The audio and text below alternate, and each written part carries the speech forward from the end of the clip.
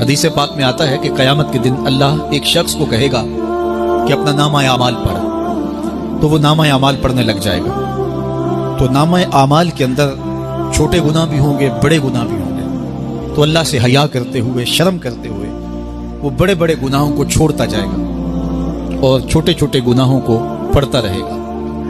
جب وہ سارے گناہ پڑھ چکے گا اور کتاب ختم ہوگی تو اللہ تعالیٰ اسے فرمائے گا، میرے بندے، تو نے یہ جتنے گناہ پڑھے ہیں میں نے سب کو بدل کے نیکیوں میں تبدیل کر دیا۔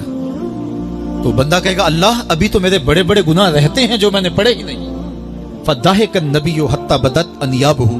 حضور جب یہ بیان فرما رہے تھے تو حضور اتنا مسکرائے کہ صحابہ نے حضور کی داڑھیں دیکھ لی۔ تو جب کوئی بندہ اس کے حضور توبہ کرتا ہے، اللہ یہ نہیں دیکھتا اس نے گناہ کتنے کیے ہیں، یہ دیکھتا ہے بندہ آیا میری چوکھٹ پہ ہے، تو اللہ اس کے پچھلے سارے گناہ معاف فرما دیتا ہے۔